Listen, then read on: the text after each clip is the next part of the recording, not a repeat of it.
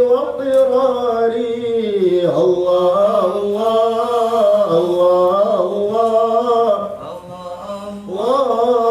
الله الله كلما نادينا يا رب قال يا عبدي أنا الله كلما نادينا يا رب قال يا عبدي أنا الله يا إلهي ومليكي أنت تعلم كيف حالي وبما كان حل قلبي من همومي واشتغالي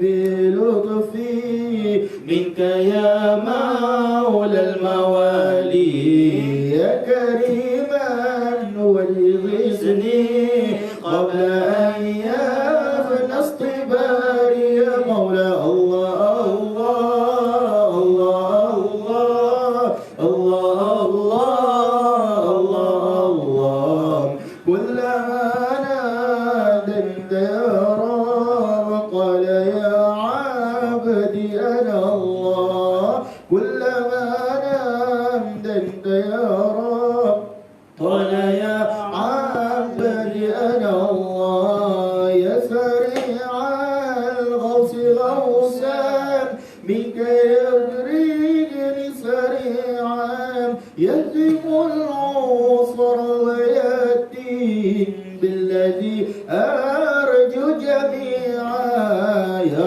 قريبا يا مجيبا يا عليما يا سميعا قد تحققت بعجزي وخضوعي وكساري يا مولى الله الله الله الله الله الله كلما ناديت يا رب قال يا عبدي أنا الله كلما ناديت يا رب قال يا عبدي أنا الله اللهم صل وسلم وبارك عليه وعلى آله وصحبه وزوجاته وذرياته صلى الله وسلم عليه.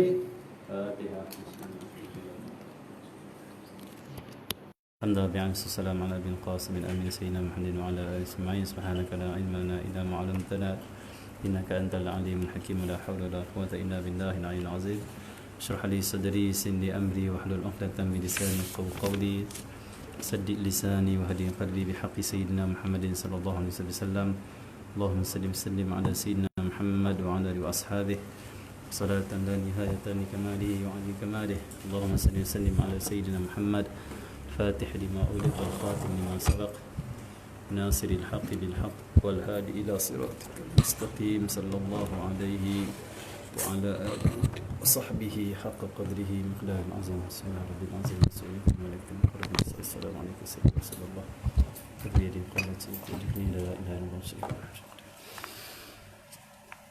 بشار سبحانه بشار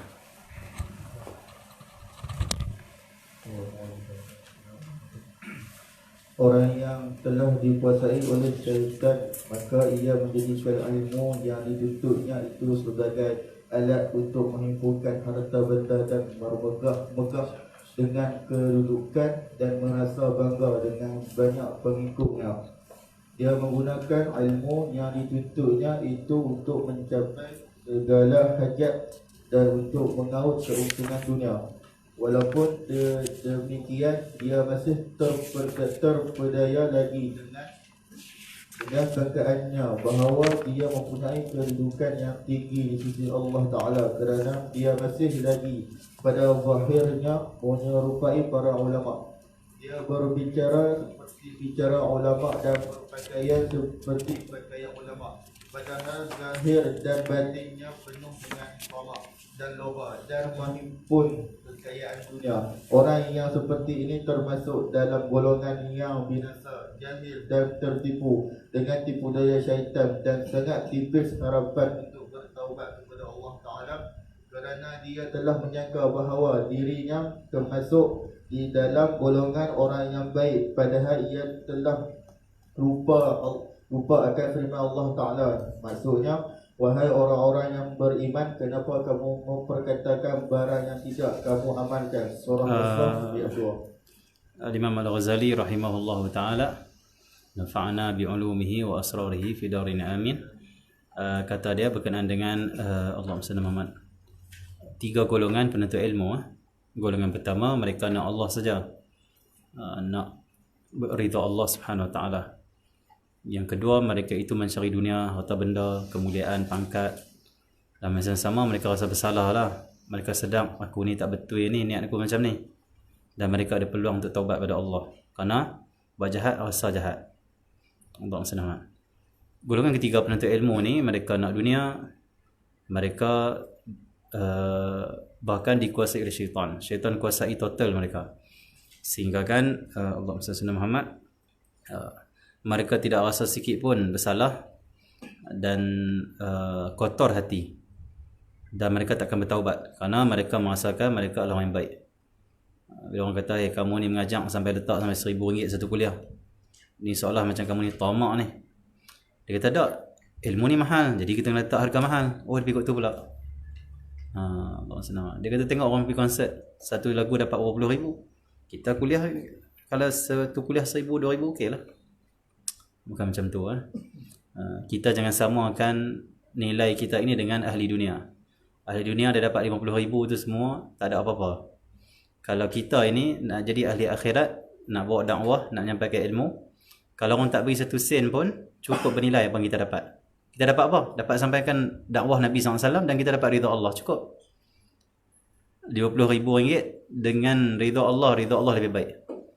RM20,000 tidak ada apa-apa. Tapi kita dah nampak duit, bukan nampak ridha Allah. Akhirnya hidup kita tak bahagia. Duit ada tapi bahagia tak ada. Bukan semua orang ada duit bahagia.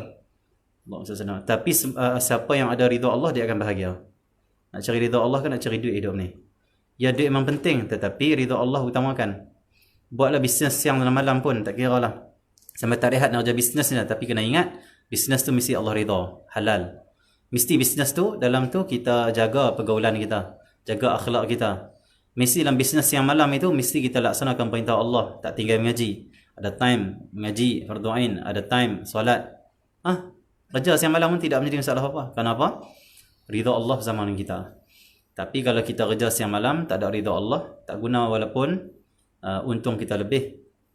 Jadi tak perlu kita tengok, tak perlu kita tiru ahli dunia yang meletak puluh-puluh ribu untuk menyampaikan sesuatu. Kalau kita nak di ahli akhirat, kita hanya harapkan Allah SWT. Allah dan juga 20,000, Allah lebih utama. Allah SWT. Macam tu. Tapi berapa orang yang nak faham macam tu? Allah SWT. Masjid panggil, surau panggil, tarikh yang sama. Surau kita tahu dah 30 atau 50 surau belah kampung.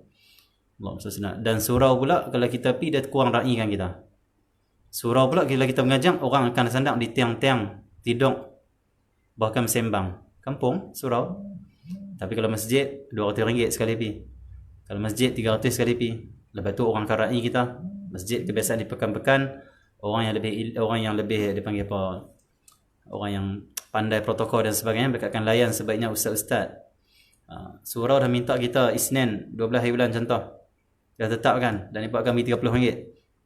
Jadi masjid call, masjid kata nak buat ceramah besar, kami akan bagi pada ustaz RM500. Nak cancel tak surau tu?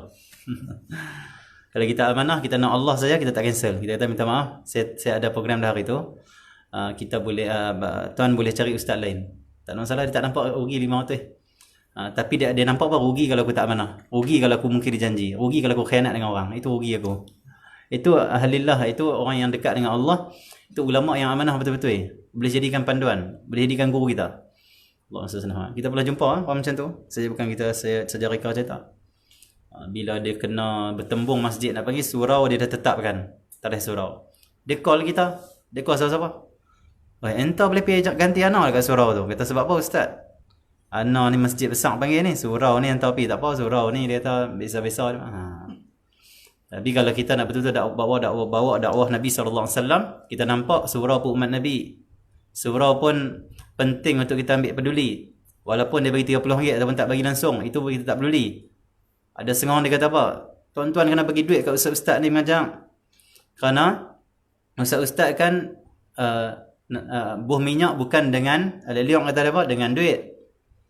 Bagi saya tak perlu kita rendahkan diri kita. Tak perlu kita hinakan martabat kita macam tu. Kalau kita ustaz tak perlu rendahkan martabat kita. Kita boleh abang kata kat tuan-tuan kalau tak bagi duit kat saya tak apa, saya hutang orang main mengajak tuan-tuan, tak apa. Nanti saya duit saya bayar balik. Apa masalah hutang orang lah. Nabi SAW dalam dakwah Nabi macam tu. Jadi tak perlu sampai kita seolah macam merayu pada orang. Tuan-tuan saya main jauh ni takkan tak faham kot tol, hotel, duit, makan minum saya arak apa semua nak kira tuan-tuan takkan nak bagi 100 kot. Kongkong 500 tuan-tuan. Ustaz pun susah tak payah. Kita sampai ke ilmu bawa orang pada Allah saja. Tak usah sebut pasal diri kita. Orang bagi ambil. Lepas tu balik buka 500, 100, 50. Tak tepi saja. Sebab yang utama adalah kita nak ridha Allah SWT. Macam tu kan. Tak perlu kita hinakan martabat. Kita bergantung betul-betul pada Allah SWT. Tak perlu pun. Kalau kita tak ada duit, kita hutang pada orang. Nak pergi sampai ke ilmu. Macam tu. Kalau kita tak ada kereta, tak apa. Sewa kereta. Allah SWT. Atau pakai kereta mana yang ada. Tak ada kereta, naik bas. Pergi dakwah. Macam tu kan. Allah SWT. Jangan kita meminta-minta dan juga kita menghina-hina diri pada masyarakat seolah kita ni perlu sesuatu. Tak? Kita perlu ke Allah saja. Sesuatu itu akan mai bila kita perlu ke Allah saja. Allah akan cukupkan. Jangan risau. Dan kita sebagai orang-orang dipanggil masyarakat, kita kena faham lah. Bila ulama memberi khidmat pada kita, kita khidmat ulama balik. Kita ada apa? Bagi keperluan ulama. Kita tengok apa keperluan ulama. Masa masing-masing dia panggil apa? Allah SWT. Take and give macam mana? Give ha? Take? Ha? Give and take. Kan ada give and take. Kita pun boleh agak sikit-sikit. Give and take kena ada lah maksudnya. Masing-masing macam tu. Masing-masing faham maksudnya. Cuma kita jangan menghinakan diri kita. Oh aku ini. Dan kita kena hinakan diri kita dengan Allah SWT. Jangan kita rendahkan martabat yang orang fahami ustaz-ustaz ni orang yang tawakal pada Allah. Dekat dengan Allah tiba-tiba kita tawakal dengan orang. Tawakal dengan orang. Macam tak mahu. Okay ya. Jadi Allah SWT, kita nak Allah saja. Duit nombor 2, nombor 3, bahkan mungkin nombor 10. Macam tu. Tapi Allah cukupkanlah. Sebab sebab Allah firman dalam Quran, "Wa may yatawakkal 'ala Allah fahuwa hasbuh." Dan siapa yang bertawakal pada Allah, berserah pada Allah, fahuwa hasbuh. Allah cukupkan untuk dia. Allah cukupkan semuanya. "Wa may yatawakkal 'ala Allah", Allah sebut dalam Quran, "Wa may yattaqillaha yaj'al lahu makhraja wa yarzuqhu min haitsu la yahtasib." Allah bagi semuanya. Rezeki tak sangka-sangka, tak terkira Allah bagi. Tak usah fikir pasal duit, fikir pasal memberi nikmat pada kita. Allah. Macam tu kan. Jadi golongan ketiga ni penuntut ilmu nak dunia sampai Allah SWT dikuasai oleh syaitan dan depa tak berasa salah. Bahkan dia rasa dia golongan baik. Mungkin dia rasa dia ulama besar. Golongan ini tak bertaubat pada Allah kata Imam Al-Ghazali. Golongan yang telah lupa akan firman Allah, ya ayyuhalladzina amanu lima taquluna ma la taf'alun. Maksudnya wahai orang-orang yang beriman, kenapa kamu memperkatakan barang yang tidak kamu mengamalkannya? Kenapa kamu duk cakap, duk suruh orang tapi kamu tu tak buat? Maksudnya ini larangan Allah Subhanahu Wa Taala. Terus. Jadi ingatlah lepas ni mungkin ada ni pendakwah kot. Ngaji ni ilmu banyak contoh. Lepas tu nak mengajak orang pula. Jadi ingat Allah dulu. Tak usah duk fikir duit. Kalau kita nak pergi kuliah ni lintas duit, sifat banyak. Astagfirullah. Guna Allah ni. Lintas pula duit. Astagfirullah. Guna Allah ni. Mujahadah maksudnya lawan hasutan yang datang dalam diri kita. Macam tu lah. Allah SWT. Dia kalau kita ni ikhlas, orang pun akan mudah faham ilmu yang kita sampaikan. Kalau kita ni memang nampak duit, hati kita duit. Ilmu kita hanya sampai di telinga orang tapi tak sampai di hati orang. Maksud guru saya selalu pesan itu. Dia kata kita ni nak sampai ke ilmu mesti daripada hati kita dia. Hati yang betul-betul kerana Allah SWT. Kalau kita tak sampaikan daripada hati, tinggal orang yang dapat. Orang tak boleh berubah. Dia kalau kita ikhlas, kita cakap, orang boleh sedang. Bahkan kalau orang balik, kadang-kadang dia teringat apa kita kata. Alhamdulillah. Itu baru bimbingan. Itu baru ilmu masuk dalam hati. Ini orang tak berubah mengaji kita bertahun-tahun, tak berubah sikit pun. Alhamdulillah minta dia. Kurang-kurang orang mengaji kita, dia malas semayang, dia rajin semayang. Paling kurang dia semayang 3 waktu, dia semayang 5 waktu. Paling kurang orang dengar dakwah kita, dia jadi orang keras, suka marah. Dengar dakwah kita, dengar mengaji kita, dia makin sabar. Makin tahan diri. Makin kawai marah. Alhamdulillah cukup. Allah SWT. Jadi kita ni ilmu bukan kita nak sampaikan untuk bagi, dia panggil apa, halawat telinga. Penyedap telinga tak, nak bagi berubah hati. Hati kita yang membaca ni dan hati orang yang mendengar macam tu. Okey. Tak mau jadi sia-sia. Sejam kita duduk tu sia-sia betul. Tak ada apa-apa. Dan kita pun main mengaji bukan niat nak lepak-lepak, niat nak ubah diri kita. Kalau niat nak lepak sebab tak ada tempat lepak, contohlah kan. Niat sebab nak jumpa kawan, kurang bagus hati kita. Tapi kalau niat aku betul-betul nak ubah diri aku, nak dekat dengan Allah, dapat lebih. Ikut hati kita tahu mana, insya-Allah. Allah pandang hati kita, Allah tahu kita mainkan apa. Mainkan kopi ke? Kerana cucuk ke? Kerana kuatiau goreng ke? Kerana nasi minyak ke? Dia tahu semua. Okey dia tahu semuanya. Jadi kalau kita main kerana dia bagi banyak anugerah pada kita. Terus baca. Dan orang ini sebenarnya termasuk dalam golongan yang dimasukkan oleh Rasulullah SAW dalam sabdanya, artinya selain daripada Dajjal ada satu perkara yang sangat aku khawatirkan lebih daripada Dajjal. Lalu ada orang yang bertanya, apakah itu wahai Rasulullah? Nabi SAW menjawab, mereka adalah ulama su', yakni ulama yang jahat. Dalam hadis ini Nabi sebut, ana min ghairi dajjal akhwafu alaikum min ad-dajjal. Qila ma huwa ya Rasulullah? Faqala ulama su'. Allahumma salli alaihi. Ini hadis berkenaan dengan Nabi SAW takut sesuatu menimpa umatnya. Nabi takut apa? Kata Nabi, Nabi bersabda maksudnya selain daripada Dajjal, Nabi sangat takut Dajjal. Allahumma salli alaihi. Maksudnya takut umat ni tersesat dengan kesesatan yang ada pada Dajjal. Ada satu perkara yang sangat aku bimbangkan lebih daripada Dajjal. Dajjal aku risau dah. Takut umat aku ikut, sesat dia apa. Tapi yang lebih aku takut daripada Dajjal lagi ada. Apa itu? Lalu orang bertanya, wahai Rasulullah, benda apa yang kau takut itu? Apa itu? Apa dia wahai Rasulullah? Yang kau lebih takut daripada Dajjal lagi? Lebih menyesatkan daripada Dajjal. Dajjal sesat dah. Dajjal sesat kau orang dah. Ada orang yang lebih menyesatkan orang lagi daripada Dajjal. Lagi bahaya maksudnya. Dia lebih bahaya, dia lebih lagi dahsyat pesong kau orang daripada Dajjal pesong kau orang. Allah SWT. Apakah itu wahai Rasulullah? Nabi menjawab, ulama usu', mereka ialah ulama su', ulama jahat. Ulama yang mengutamakan dunia. Ulama yang kelong fatwa ikut politik, ikut duit, ikut penguasa. Ulama macam ni dia lebih bahaya daripada Dajjal. Kenapa? Dajjal kalau mai orang nampak mata satu, orang tak ikut. Orang beriman tak ikut. Orang berilmu tak ikut. Orang berzikir tak ikut. Kenapa? Ni Dajjal mata satu, dia bukan Tuhan. Laisa kamitslihi syai' wa huwas samiul basir. Allah tak sama makhluk. Ini makhluk. Jelas makhluk manusia ada Dajjal. Tapi kalau ulama, dia zahirnya ulama. Orang pandai agama. Pandai sebut Quran dan hadis. Dia bukan takap boleh sesatkan orang tak ada ilmu. Orang ada ilmu pun sesat. Kenapa? Mata ni ulama ni, fatwa ni, ulama cakap ni. Ulama cakap kita ni, ikut ni ulama ni. Ni ulama ni. Padahal kadang fatwa dia tu adalah fatwa yang dibayang. Fatwa yang disuruh oleh orang yang nak pemainkan agama. Kadang fatwa dia tu mempermainkan hukum agama. Orang yang ikut kenapa? Orang beriman ikut, orang ahli zikir pun ikut kenapa? Orang kata ni ahli ni.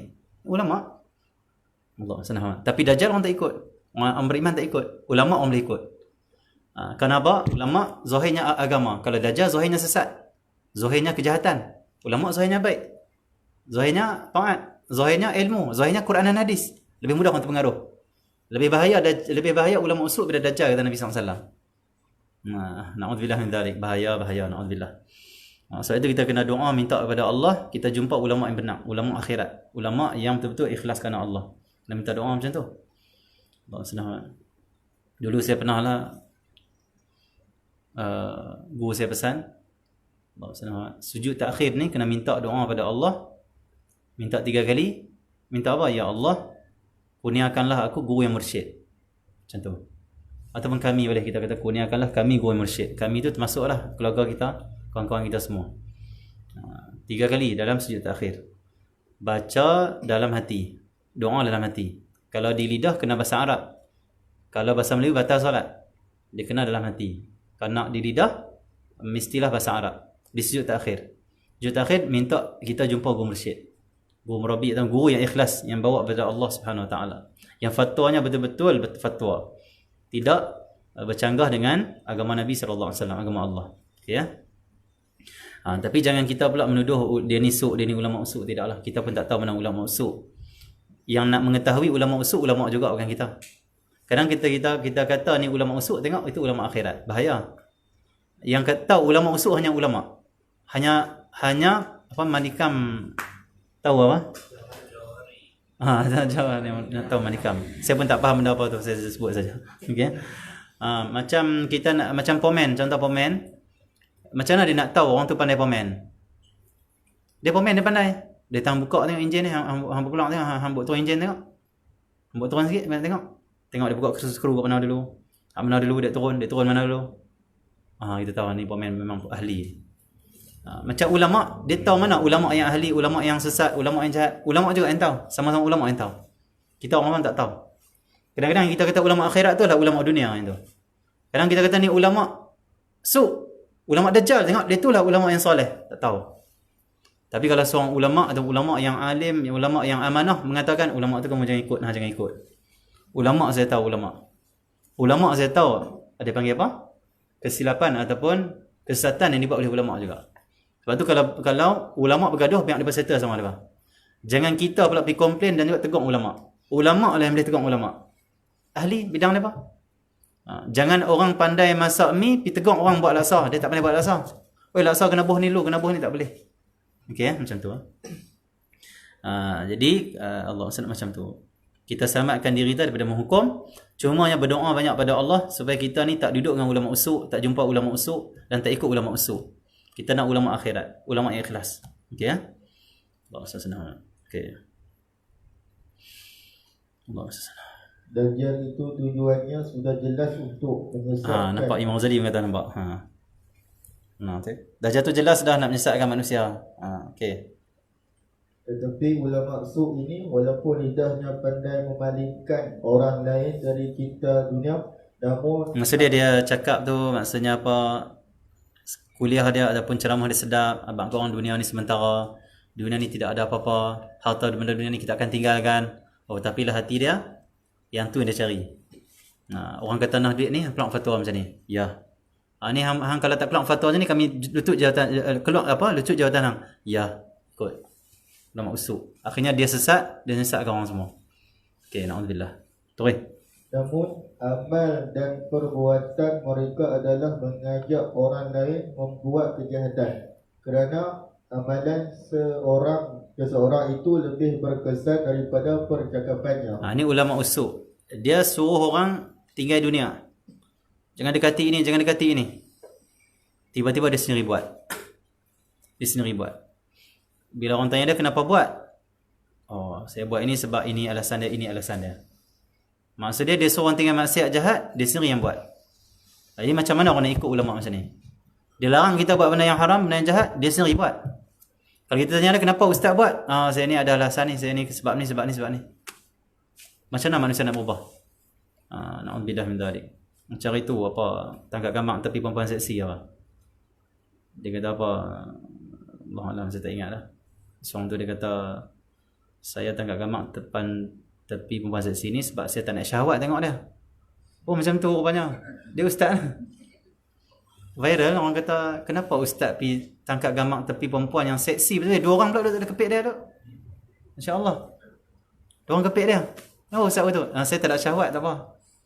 Macam tu pula. Takkan tak nak syahwat kot. Tipu Allah senang. Lawak. Kalau tak nak syahwat tu kena check balik. Laki betul tak tu? Asli lah laki tu. Allah senang. Okay. Allah senang. Okay, bahaya, na'udzubillah min dzalik. Kalau syahwat tu normal, tak syahwat tu tak normal, bahaya. Saya tak syahwat pada perempuan, seksi kalau saya tak syahwat tak ada rasa apa. Tak normal tu. Bahaya tu. Okey tapi kalau pun dia syahwat, tetap tak boleh. Tak boleh kita nak tangkap gambar, nak bergambar, nak dekat-dekat, nak kepit-kepit oleh orang perempuan, tangkap gambar tak boleh. Jadi kita bercakap seorang jangan dekati ini, dengan dekati ini, kita dekati. Lepas tu bila orang kata kita kata ni tak apa, tak syahwat. Tuan-tuan tak boleh sebab tuan-tuan ada syahwat. Macam tu pula. Kita ada syahwat ke, kita tak ada syahwat ke, tak boleh dekati benda tu. Selesai. Ini diharamkan oleh Allah Subhanahu Wa Taala. Selesai. Tak boleh bagi alasan banyak-banyak. Takkan nak bagi tahu ke orang kita minarak kot. Ustaz minarak. Seorang ustaz minarak. Kita ustaz minarak. Tak apa, saya tak mampu. Kalau tuan-tuan mampu, tak boleh. Nak boleh ke tu? Tak boleh. Okey. Ini ulama usuk. Kalau macam ni ulama usuk. Kita katalah kepada orang yang berlaku itu pada dia, kita anggap dia tu mungkin terperangkap, sangka baik salah. Sangka baik salah kata. Cuma tu contoh, tak boleh betul Tidak boleh. Okey. Terus. Namun amal dan perbuatan mereka adalah mengajak orang lain membuat kejahatan, kerana amalan seseorang itu lebih berkesan daripada percakapan. Kita ulama ni perbuatan dia lebih terkesan di hati orang daripada perkataan dia. Satu ulama, ustaz-ustaz, syekh-syekh, tok guru, habib, tak kira apa segelaran, kiai ke, baba ke, penting sekali adalah akhlak diri depa. Ilmu depa tu macam nombor 2. Penting diri depa. Sebab pengikut ataupun manusia, masyarakat lebih terkesan dengan perbuatan tok guru daripada apa yang dia kata. Kalau tok guru baik, anak murid, masyarakat dia terpengaruh dengan kebaikan tu. Dia teringin nak ikut. Tapi kalau tok guru jahat, walaupun kata-kata dia baik, lebih orang akan ikut jahat diri dia tu. Apa yang dia buat tu lebih terkesan di hati orang daripada apa yang dia cakap. Sebab itu kena jaga perbuatan, akhlak diri, kena jaga. Contoh dia kata kita ni tak boleh maki hamun orang. Tak tengok dia kalau ceramah dia maki saja orang. Lepas tu anak murid dia akan jadi seorang pemaki yang sangat hebat. Kenapa tok guru ajak maki macam mana? Contoh kan. Tak boleh tu. Kalau kita ajak orang akhlak Nabi, Nabi tak maki orang, kita pun tak maki orang. Macam tu lah. Okey, macam tu. Terus. Dan orang awam lebih mudah terpengaruh dengan perbuatan ulama maksud daripada perkataan mereka.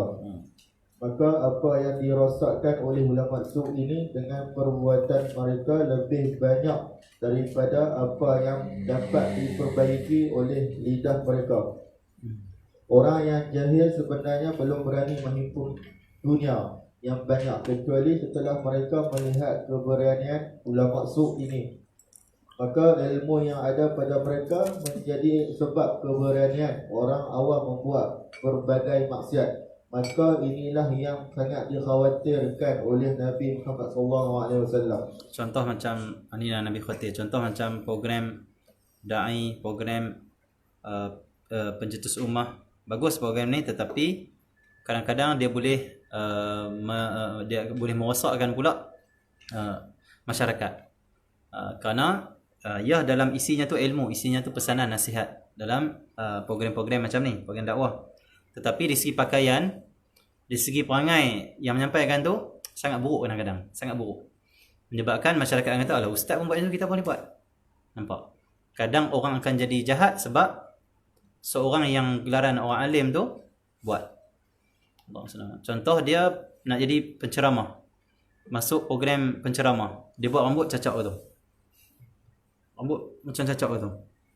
Masa tengok ustaz pun buat, kita lagi boleh buat. Tapi isi ceramahnya apa? Tuan-tuan ingatlah Allah, kita ikutlah Rasulullah. Allah senang. Kita kalau betul-betul nak ajak orang pada Allah, ni kita pernah tanya dengan Habib Ali Zainal Abidin dulu waktu dia main ziarah ke Tarim. Kita ada himpunan dan kita ada program dengan dia. Dia lagi nasihat pada pelajar Malaysia. Kita berhimpun dulu di waktu ziarah Nabi Hud. Dan ada Habib bila bagi pesanan. Lepas tu ada seorang kat tangan, Habib nak tanya soalan. Ada orang di Malaysia dia kata, kita ni pakaian ustaz ni kita kena tukang-tukang ikut keadaan, kata dia. Macam sesumpah lah. Duk tang ni warna koko, duk tang ni warna biru, macam tu. Disesumpah lah. Jadi Habib macam mana? Perlu tak kita tukang pakaian? Sebab kita nak masuk jumpa dengan orang, nak dekati orang.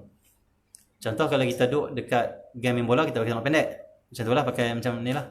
Kalau kita duduk dengan orang yang mereka itu dressingnya macam seorang jean apa semua, kita pakai macam tu. Kita duduk dengan geng pakai cap, kita pun pakai cap semua. Contoh lah. Waktu mengajak, kita pakai jubah. Dengan orang jubah, kita pakai jubah. Sebiji sesumpah tu. Macam tu lah, dia tukang semua kan. Dia bertukang saja. Habib kata, macam mana kamu nak dakwah orang kalau macam tu? Kerana kamu sendiri tak ada prinsip macam mana kamu nak tarik orang. Orang akan lihat, dia ni boleh ikut siapa-siapa saya lah. Macam mana kita nak ikut dia? Dia pun ikut orang. Faham tak? Kita sebenarnya kena pengaruhi orang, bukan kita terikut dengan orang. Walaupun alasan kita, saya nak dekati orang ni. Sebenarnya nak dekati tak perlu ubah pakaian. Ya mungkin kadang perlu buat turun sikit lebay. Tapi tak perlu sampai kita nak ikut sangat pakaian dia bang. Habib kata dia pernah satu hari mai 2-3 orang. Depa ni Samsung mafia lah di KL sana. Tattoo apa semua kata Habib. Memang Habib. Dia kata nak jumpa sangat Habib, nak minta nasihat, dia pun nak bertaubat pada Allah. 2-3 orang. Waktu dia mai ke majlis Habib kata tak apa pergi rumah. Dia kata kami malu nak jumpa Habib di majlis, kami nak jumpa di rumah. Habib tajam mai di rumah. main lepas kuliah ke 11 malam. Habib Ali cerita. Sampai Habib Ali kata, Habib Ali tengok depa macam segan, macam tunduk dengan Habib. Habib tu dengan saban dia. Takkan lepas saban? Jubah atau tak jubah tu? Kita cerita apa masalah kamu. Settlekan masalah. Kita Habib kadang-kadang perlu juga kita turunkan lebay saat mungkin, turunkan saban kita. Tapi tetap diri kita macam tu. Jangan kita maksudnya ikut orang. Tak. Kita tetap macam kita. Tapi padang bola boleh kita pakai macam ni, silakan. Kita nak ziarah orang, nak dekati orang, boleh pakai macam ni. Kadang-kadang orang yang tengok tu dia rasa apa? Ish, aku nak pakai macam ustaz lah, teringin nak pakai macam ustaz. Macam tu pula. Tapi kalau kita terlalu ikut orang, lama-lama orang dia nak contohi kita macam mana? Kita pun ikut depa. Cakap pun ikut depa sebab nak tarik, cakap pun ikut depa, perangai ikut depa, depa maki. Macam mana depa nak contoh? Sebab ustaz ni yang contohi kami, bukan kami contohi dia. Macam mana ni? Tak perlu kita masuk dengan akhlak, dengan kelembutan, dengan doa, dengan baik. Cukup. Tak perlu kita meniru dia. Macam tu tapi silakanlah kalau ustaz-ustaz depa ada fahaman, kami kena tukar baju kami sebab nak masuk sini, silakanlah. Cuma cara kami diajar oleh guru kami tak tukar pakaian. Macam tu saya pakai. Itu lebih baik untuk tarik orang. Kenapa? Orang akan tengok dia ni prinsip. Ni pergi mana pun macam ni. Dia tak ada macam sesumpah tu. Lebih bekan tengok dia macam tak ustaz pula. Dia duduk dia mengalak macam ustaz. Keluar macam orang rock macam tu. Kita mesti kena jaga disiplin dan juga kekemasan kita cukup. Biar orang tengok dia orang kata ni ustaz. Jangan orang nak panggil ustaz pun orang tak gamak. Sebab pakaian pun tak gamak nak panggil ustaz. Jangan macam tu. Macam kita nak tarik orang. Allah senang. Okey tu Tapi orang yang kata kena tukar pakaian itu silakanlah, tak terpulanglah. Kami tak tukar. Kami macam tu Okey dia yang penting adalah hati kita. Ikhlas kerana Allah SWT, yang tu yang tarik orang. Doa kita yang ikhlas tu tarik orang. Macam tu kan pakaian. Okey, terus. Namun demikian, nafsu amarah ulama su ini selalu membisikkan di telinga mereka bermacam-macam angan-angan dan membisikkan kepadanya bahawa dia telah banyak menabur jasa di kalangan manusia sehingga dia layak untuk menerima bermacam-macam anugerah dari Allah Ta'ala. Nafsunya juga menghayalkan kepadanya bahawa dia adalah lebih baik daripada hamba-hamba Allah yang lain. Bahaya ulama usul ni mereka rasa mereka lebih baik daripada orang lain.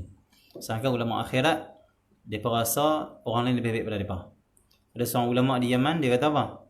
Kalaulah dalam hatiku ni ada rasa sikit saja aku lebih baik pada anak murid aku minta Allah hancurkan semua ni madrasah aku. Tak guna semua aku bina madrasah kata dia. Sebab aku ada takabur, aku jadi iblis kata dia. Rasa lebih baik pada orang? Tok guru tak boleh rasa lebih baik pada anak murid. Anak murid tak boleh rasa lebih baik pada sama anak murid. Samanya tak boleh. Masing-masing kita kena rasakan orang lain lebih baik pada kita. Baru kita boleh jadi orang yang diridai oleh Allah. Tapi ulama usul dia rasa dia paling baik. Orang tegur dia marah. Dia tahu tahu apa? Hampa ngaji mana? Berapa PhD berapa? Aku ni 5 PhD, 10 PhD. Allah senang. Lagi banyak PhD, lagi banyak penyakit asap dengki. PhD penyakit asap dengki lah. Okey. Wahai para penuntut, maka jadikanlah dirimu bersama dengan golongan yang pertama dan hati-hatilah supaya engkau tidak termasuk di dalam golongan yang kedua, kerana banyak sekali orang yang lalai yang telah dikejutkan oleh kematian sebelum dia sempat bertaubat. Jaga-jaga Imam Ghazali kata, ramai orang dia lalai nak buat jahat dulu, tengok-tengok mati mai dulu sebelum taubat. Mati dalam keadaan maksiat, naudzubillah. Jadi lebih baiklah kita ni mengaji kerana Allah, sampaikan ilmu pun kerana Allah, kongsi ilmu kerana Allah, share kerana Allah. Kerana kita nak mati dalam keadaan kita ni buat sesuatu kerana Allah, bukan nak nunaikan syahwat kita, nafsu kita, tidak, kerana Allah Subhanahu Wa Taala. Kalau kita ada maksiat, ada dosa, ada kesalahan niat, taubat, istighfar kepada Allah. Jangan kita biar lalai nak dunia dulu baru ikhlas, takut-takut tak ada nak taubat. Alhamdulillah dari. Terus. Lalu rugilah dia, dan jangan sama sekali engkau termasuk ke dalam golongan yang ketiga, maka engkau akan terjerumus ke jurang kebinasaan yang tidak diharapkan dan dapat diselamatkan atau diperbaiki lagi. Maka apabila engkau bertanya apakah itu bidayatul hidayah, permulaan jalan menuju hidayah, untuk dapat aku mencubanya bagi diriku, maka ketahuilah bahawa permulaan jalan hidayah itu ialah taqwa yang zahir, dan nihayatul hidayah, kesudahan jalan hidayah itu ialah taqwa yang batin. dan syurga itu tidak akan dicapai kecuali dengan takwa. Okey, kata Imam Ghazali, Bidayatul Hidayah tu apa? Permulaan hidayah. Permulaan hidayah tu apa? Taqwa yang zahir. Taqwa tu apa? Ketaatan kepada Allah yang zahir. Meninggalkan maksiat kepada Allah yang zahir. Allah SWT.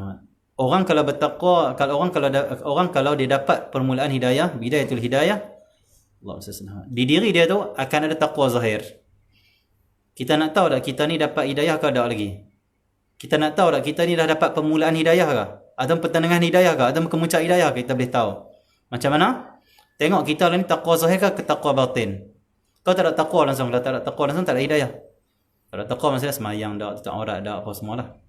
Jadi kalau kita ni orang semayang, orang zikir, orang sedekah, orang buat baik, orang mengaji, orang sampaikan ilmu kah? Contoh, kita tengok takwa kita tu zahir ke batin. Kalau zahir, batin tak ada, kita baru dapat permulaan hidayah. Alhamdulillah, syukur dah. Kena jaga, kena amal terus sampai kita dapat nihayatul hidayah, kemuncak hidayah. Kemuncak hidayah itulah takwa batin. Apa dia takwa zahir dan apa dia takwa batin? Takwa zahir ni, dengan azan, nak pergi semayang, dia syok semayang. Dia kata apa, bestnya aku dah boleh semayang cukup hari ni. Bestnya aku dulu tak semayang, lah ni aku semayang 5 waktu. Takwa zahir. Tapi takwa batin apa? Dengan azan, hati dia terus pandang, Allah bagi iman dan Islam pada aku. Allah pilih aku semayang. Allah, baiknya engkau pada aku.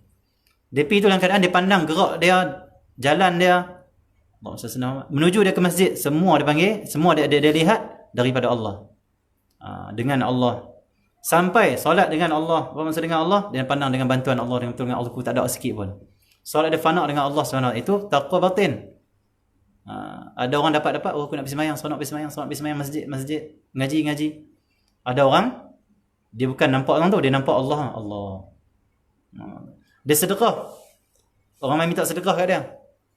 Dia pulang balik bagi RM10. Dia rasa syok. Aku boleh sedekah RM10 ni. Selalu RM1 bukan senang nak bagi RM10 ni. Ni the world of record ni. World record lah. Dunia punya record lah, masya-Allah. Allah SWT. Ada orang takwa dia takwa batin. Sampai ke takwa batin, dapat kemuncak hidayah. Orang main nak minta sedekah dia pandang apa? Allah. Tak nampak orang tu. Allah datang ke orang ni. Allah SWT. Untuk Allah kurniakan aku anugerah.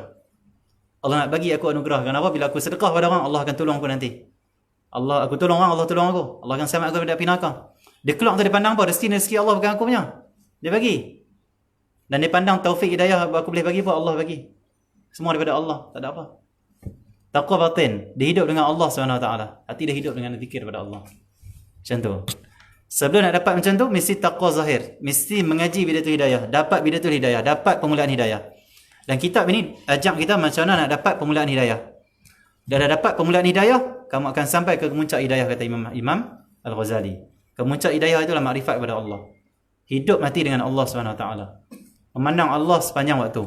Syahadah ke Allah. Bahagia sepanjang saat. Macam tu macam tu. Terus. Dan tidak ada petunjuk kecuali bagi orang yang menyediakan dirinya untuk bertakwa. Dan takwa itu terbagi kepada dua. Pertama, menjunjung segala perintah Allah Ta'ala, melaksanakan ketaatan. Kedua, menjunjung segala perintah Allah ini ada dua. Yang pertama, perintah yang wajib. Yang kedua, perintah yang sunat. Tunggu Haji Ayub dulu, Pak Suyub dulu. Dia kata kat saya, dia kata kita ni bukan orang bertakwa pun. Orang bertakwa ni kata dia, laksanakan perintah Allah. Perintah apa kata dia? Perintah yang wajib dan perintah yang sunat. Orang takwa macam ni kata dia. Salat fardu buat. Salat rawatib tak tinggal. Habis rawatib, sembahyang sunat tasbih setiap hari. Lepas sunat tasbih, sembahyang witir 11 rakaat. Lepas tu sembahyang duha 8 rakaat, sembahyang tahajud 8 rakaat. Allah SWT. Lepas tu zikir lagi. Sedekah lagi. Itu orang takwa kata dia. Kalau kita rawatib kurang buat, tasbih kita buat kadang-kadang, dia tahajud kita tak bangun, kita bukan bertakwa pada Allah. Orang takwa pada Allah ni, perintah yang wajib dia laksanakan betul-betul, hak sunat pun betul-betul dia laksanakan. Itu dia panggil apa? Orang takwa pada Allah. Takwa pada Allah ni apa? Yang wajib buat, yang sunat pun buat. Dan dia tak pernah kata, alah sunat je. Dia akan kata apa? Sunat tu, kena buat. Sampai ulama mengatakan, Barang siapa yang meringan-ringankan amalan sunat, dia akan meringan-ringankan amalan fardu. Siapa yang sunat dia buat lebih kurang, fardu dia buat lebih kurang. Orang kadang-kadang dia jaga sungguh masjid. Aku ni dia kata, azan aku nak sampai dalam masjid. Siapa aku nak sembahyang sunat sebelum subuh contoh. Mesti solat subuh dia kualiti kan apa? Dah semai awal. Dia utamakan sunat, fardu dia lagi cantik dia buat. Tapi kalau dia kata apa? Lah sunat sebelum subuh tak buat apa, bukan wajib pun. Lepas azan, lepas qomat dah lagi pergi sembahyang subuh. Kadang-kadang jadi masbuk. Dia masuk dalam kadang-kadang dalam kalut-kalut mai, dia macam tak sempurna fardu. Nak sempurna, nak kualiti fardu, jaga sunat. Sunat elok, fardu mesti cantik. Macam tu. Okey ya. Mantap. Kedua, menjauhi segala larangan Allah Ta'ala, meninggalkan maksiat. Tinggal larangan Allah ni sama ada yang haram ataupun yang makruh. Makruh pun tinggalkan juga. Usaha tinggalkan makruh. Okey ya. Baik. Maka di dalam kitab ini akan saya sebutkan kedua-dua bahagian ini dengan serba ringkas. Nanti kita akan masuk esok insyaAllah bahagian pertama, ada adab melaksanakan ketaatan. InsyaAllah. Jika cepat ni kita baca ni, kita target tengok insyaAllah 2 bulan lebih kot. 2 bulan lebih kot. InsyaAllah. Saya tak baca sendiri, kita tolong baca, dia lagi cepat lah. Macam ni kita baca lagi cepat. Wallahu a'lam. Sallallahu alaihi wasallam.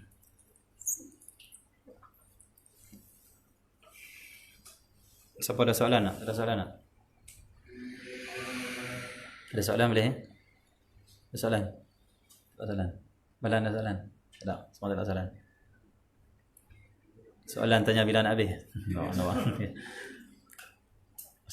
Soalan nanti insyaAllah malam esok.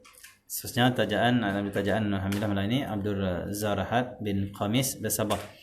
Semoga semua urusan saya, keluarga saya, muslim-muslimat yang lain dimudahkan oleh Allah. Amin. Sebenarnya tajaan daripada Bandar Baru Salak Tinggi, Sepang, Selangor, doakan supaya anak saya sudah dan bakal disuntik vaksin atas arahan majikan, tidak memudaratkannya, diampunkan dosa kami sekeluarga dan meninggal husnul khatimah. Semoga Allah kabulkan hajat semua, Allah selamatkan dari segala mudarat, segala penyakit. Allah beri murah rezeki pada semua penaja kita dan juga kepada kita semua. Semoga kita semua dipandang dirahmati oleh Allah Subhanahu wa taala. Sallallahu alaihi wasallam. Alhamdulillah. Cara tiadan. Fatihah. Alhamdulillah. صراط الذين أنعمت عليهم غير المغضوب عليهم ولا الضالين آمين. الله لا إله إلا هو الحي القيوم لا تأخذه سنة ولا نوم له ما في السماوات وفي الأرض من ذا الذي يشفع عنده إلا بإذنه يعلم ما بين أيديهم وما خلفهم ولا يحيطون بشيء من علمه إلا بما شاء وسع كرسي السماوات والأرض لا يؤوده حفظهما وهو العلي العظيم. آمن الرسول بما أنزل إليه من ربه والمؤمنون كل آمن بالله وملائكته وكتبه ورسله لا نفرق بين أحد من رسله وقال سمعنا وأطعنا غفرانك ربنا وإليك المصير. لا يكلف الله نفسا إلا وسعها لها ما كسبت وعليها ما اكتسبت. ربنا لا تؤاخذنا إن نسينا وأخطأنا ربنا ولا تحمل علينا إسرا كما حملته على الذين من قبلنا ربنا ولا تحملنا ما لا طاقة لنا به واعف عنا واغفر لنا وارحمنا أنت مولانا فانصرنا على القوم الكافرين آمين. لا إله إلا الله وحده لا شريك له له الملك وله الحمد يحيي ويميت وهو على كل شيء قدير.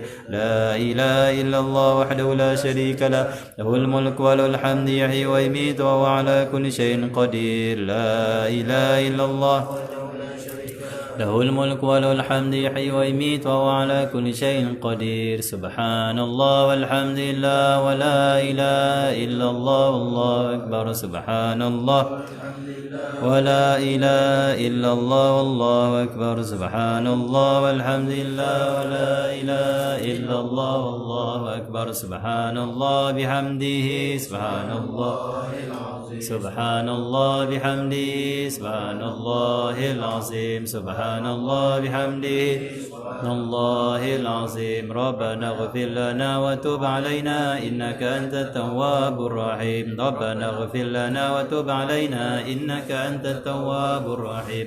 ربنا اغفر لنا وتب علينا إنك أنت التواب الرحيم. اللهم صل على محمد اللهم صل عليه وسلم. اللهم صل على محمد اللهم صل عليه وسلم. اللهم صل على محمد اللهم صل